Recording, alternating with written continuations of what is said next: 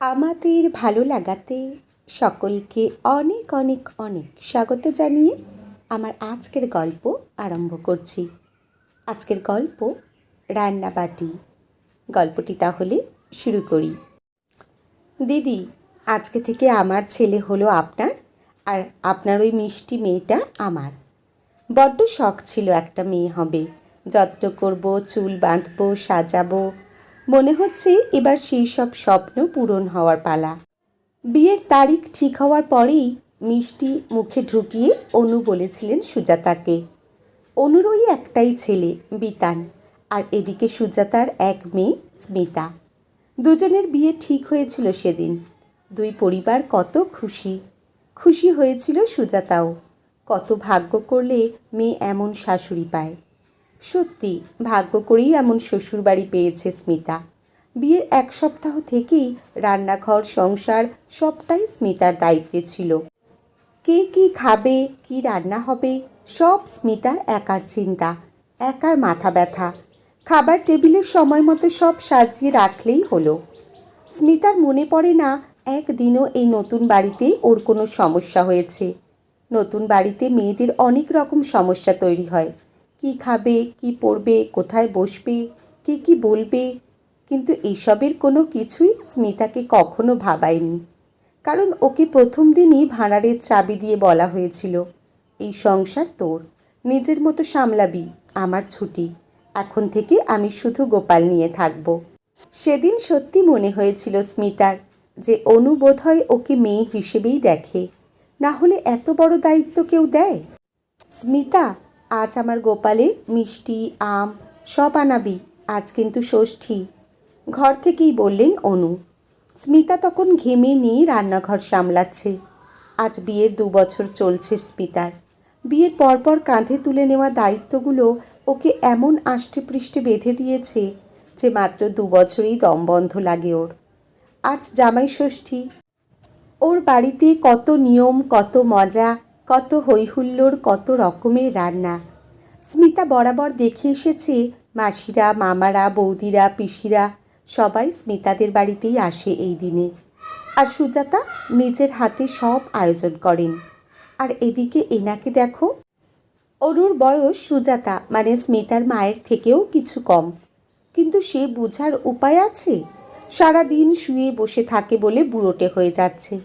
কত বলেছে স্মিতা একটু হাঁটাহাঁটি করতে, কিন্তু বেশি বলতে ভয় লাগে, পাছে রাগ করেন।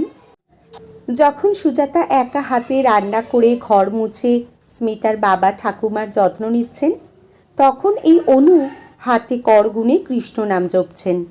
চোখে মুখে এমন করুণ ছায়া যে কেউ ভাববে ওনার হয়তো জীবনটা আর 2 দিনই মাত্র আছে। বিরক্ত লাগে স্মিতার। ব্যস্ত হাতে লুচি বেলছে স্মিতা। শেষ লেচিটাতে খুব করে তেল মাখিয়ে বেলছে ও। মোট 10টাই লুচি হবে এমন পরিমাণের ময়দায় মেখেছে।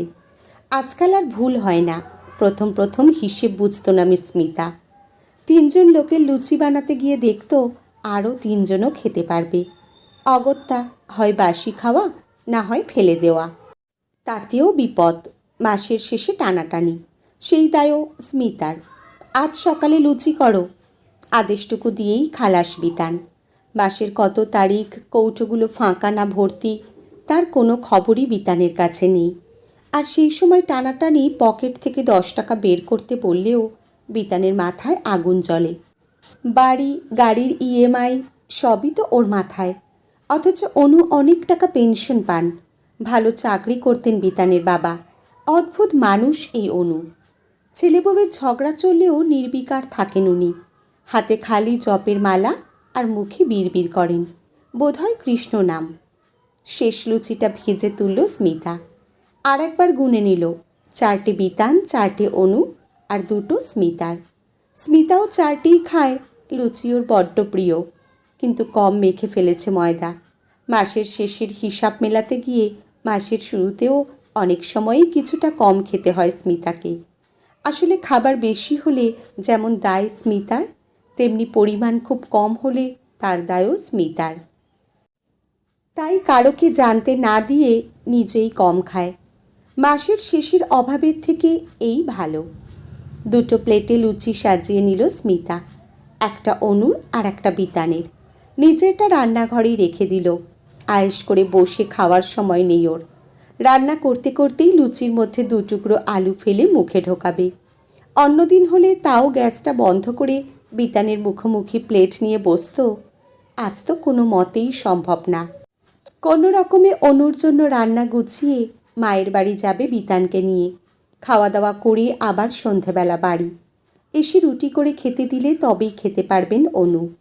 ভাবনাটা আসতেই মুখটা আবার বিরক্তিতে ভরে গেল স্মিতার। তুমি দুপুরে ডালিয়ার খিচুড়ি খাবে তো? হাতে লুচির প্লেটটা ধরিয়ে জিজ্ঞেস করলো স্মিতা।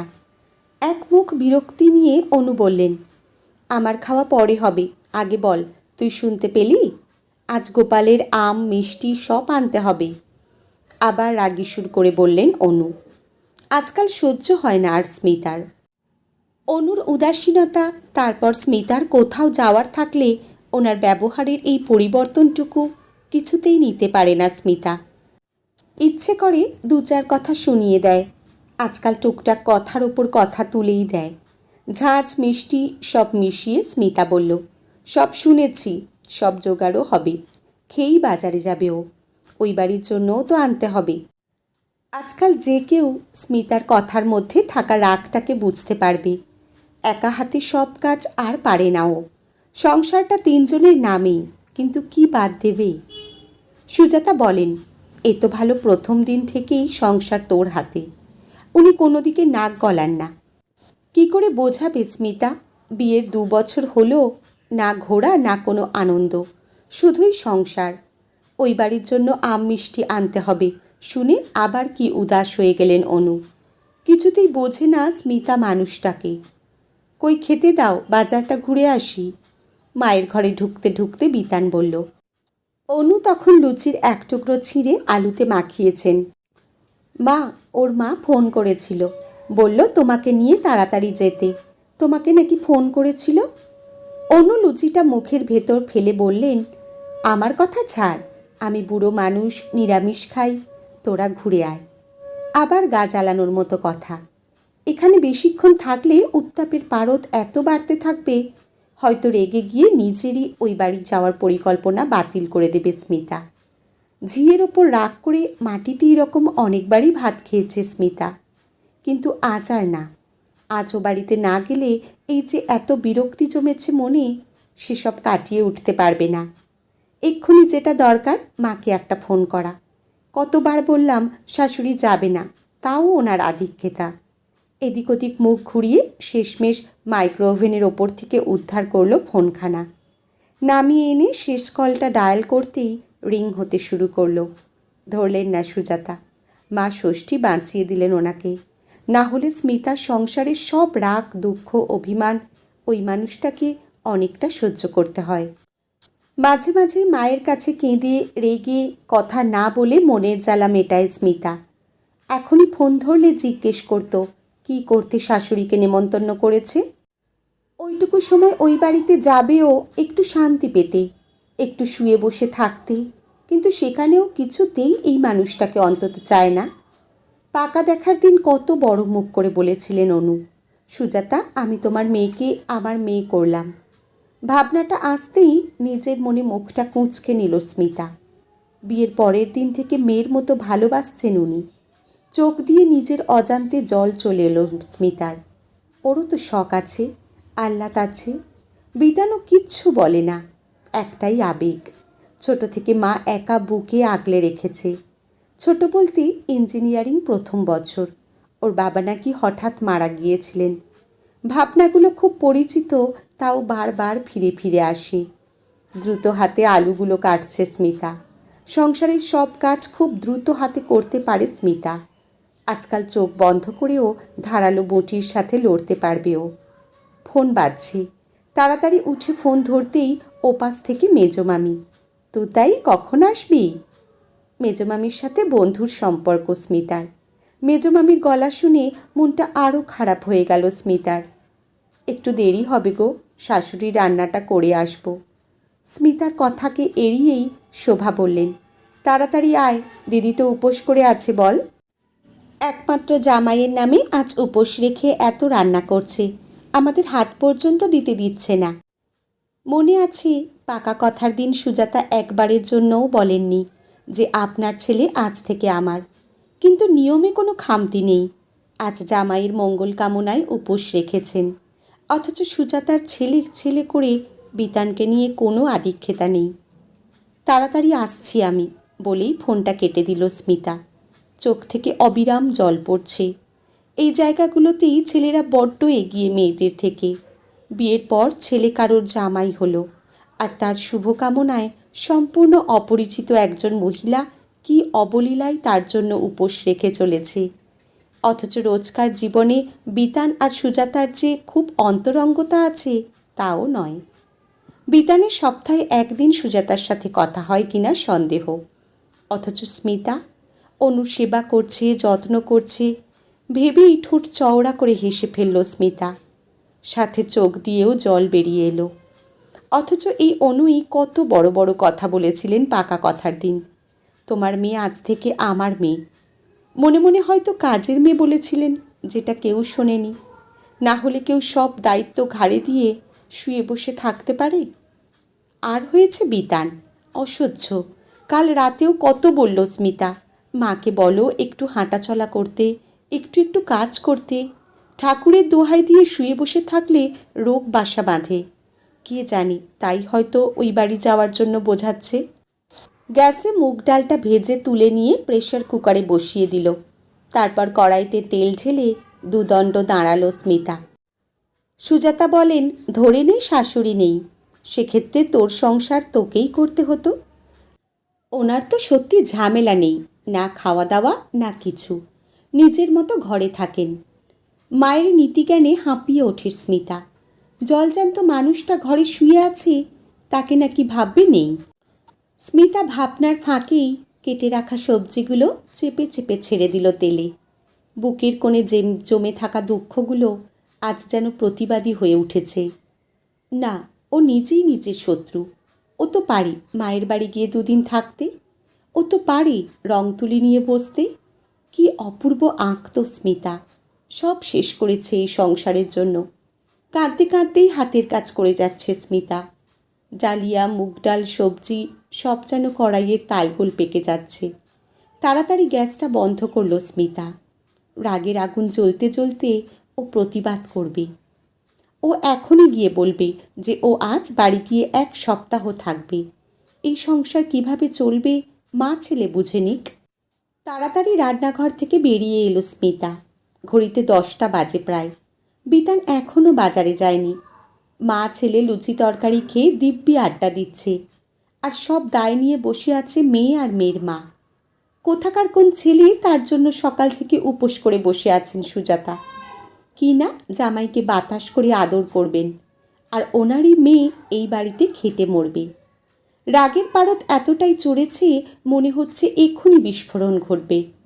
অনুর ঘরে ঢুকতে গিয়ে থমকালো স্মিতা। ফিসফিস করে কি বলছে মা আর ছেলে? কি কথা থাকতে পারে ওদের? শোন, তোর বাবা আর ঠাকুরমা যে কী অত্যাচার আমার ওপর করতো তুই সব জানতিস, আর আমি তাতেই মানসিকভাবে ক্লান্ত।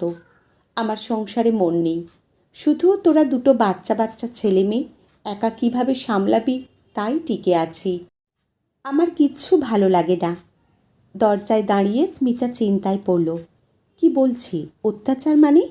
বিতানের বাবার সম্পর্কে কিচ্ছু জানে না স্মিতা। ঘরে একটা ছবিও নেই। শুধু জানে ভদ্রলোকের বেশি বয়সে বিয়ে হয়েছে, তাই যখন ওনার রিটায়ারমেন্ট হয় তখন ইঞ্জিনিয়ারিং পড়ছে বিতান। দারুণ চাকরি করতেন, ভালো টাকা পেনশন পেতেন। এমনকি এখনও ভালো টাকাই পেনশন পান অনু। তাও বিতান মাসের শেষে মায়ের হাতে 5,000 টাকা তুলে দেয়। আগে তো সবটাই দিত, কিন্তু অনুর নির্দেশেই সেসব দায়িত্ব এখন স্মিতার। প্রথম প্রথম ভালো লাগলেও আজকাল আর ভালো লাগছে না ওর ওই টাকা, ওই বাজার, ওই সংসার। উফ বলে একটা দীর্ঘশ্বাস ফেলল স্মিতা। মাছ, এই মাছে আমার অরুচি। আমি জমিদারের মেয়ে ছিলাম। মাছে, মিষ্টিতে, মাংসে আমাদের দুবেলা খাওয়া হতো। এই বাড়ি এসে থেকে অর্ধেক দিন মাছই দিত না তোর ঠাকুমা। মাছ খাবে বাড়ির ছেলেরা, কারণ ওরা বাইরে খাটে। আর আমি তখন একমাত্র বউ। তোর কাকাদের বিয়ে হয়নি, ওদের 5 খাটা, অত বড় বাড়ি সব পরিষ্কার করা। বিনিময়ে সকালে বাটি ভরে দিত মুড়ি তরকারি, দুপুরে ভাত ডাল আলু সেদ্ধ।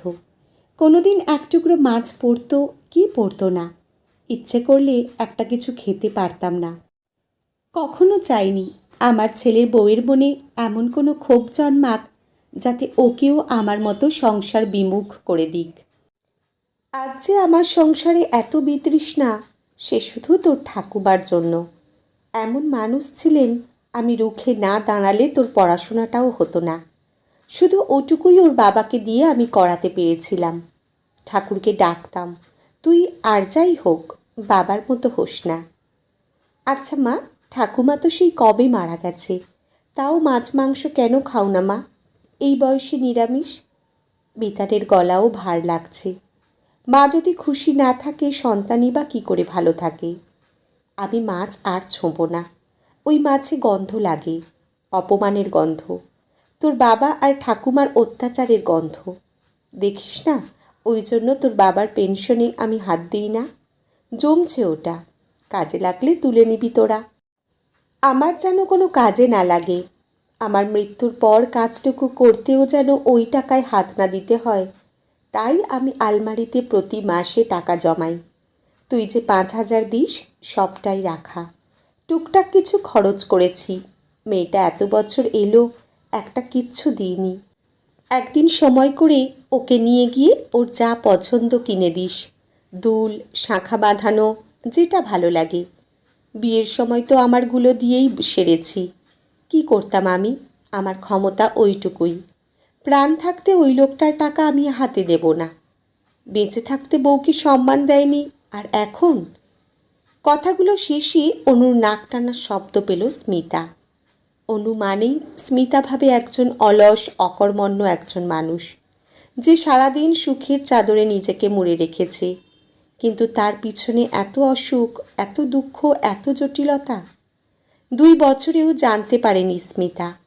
জানার চেষ্টাও কি করেছে? রান্না সেরে সেই যে ওপরে উঠে নামে দুপুরে, অনুকে খেতে দিয়ে নিজে খেয়ে আবার নিজের ঘরে। সংসারে অনেক কাজ, কিন্তু সময়ের গুনতিতে সেটা সত্যি নগণ্য। অনেক অবসর স্মিতার যেটা ফোন দেখে বন্ধুদের সাথে গল্প করিয়ে কাটিয়ে দেয়। না নিজের শখ পূরণ করে, না অনুর সাথে দুদণ্ড গল্প করে।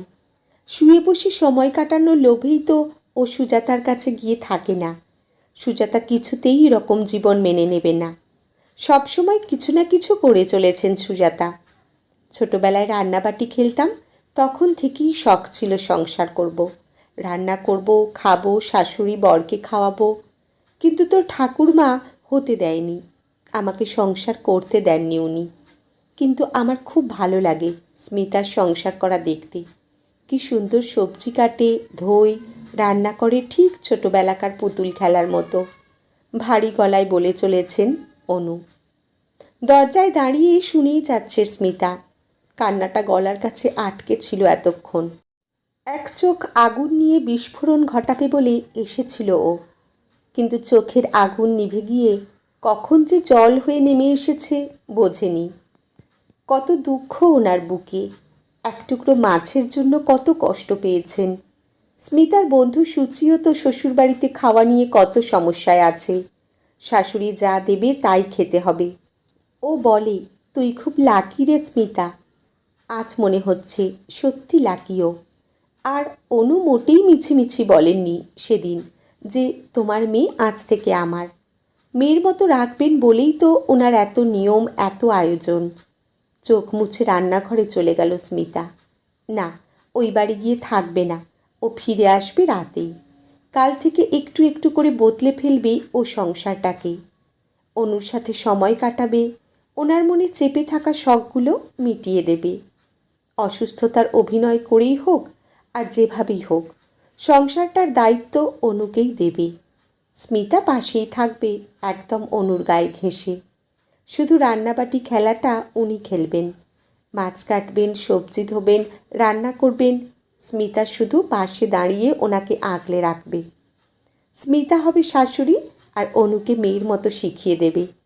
কারণ এখন স্মিতা অনেক কিছু বেশি জানে সংসারের খুঁটিনাটি। স্মিতা জোর করবে না, যেদিন ইচ্ছে হয় রান্নাবাটি খেলবেন, যেদিন ইচ্ছে হয় খেলবেন না। কিন্তু বুঝতে হবে সংসারটা ওনার, এত উদাস থাকলে চলবে না। কত অনুরা এভাবে কত অপূর্ণ স্বপ্ন চোখে নিয়ে এক একটা জন্ম পার করে দিচ্ছে, অধরা স্বপ্নগুলো অবধি পৌঁছতেও পারছে না। কিন্তু স্মিতা সেটা হতে দেবে না। অনুকে কাছে টেনে নেবে, দায়িত্ব দেবে, বুঝিয়ে দেবে এই সংসার ওনাকে ছাড়া অচল। এরপর থেকে স্মিতা আর অনু দুজনে মিলে একসাথে রান্নাবাটি খেলতো, সেই ছোট্টবেলার মতো।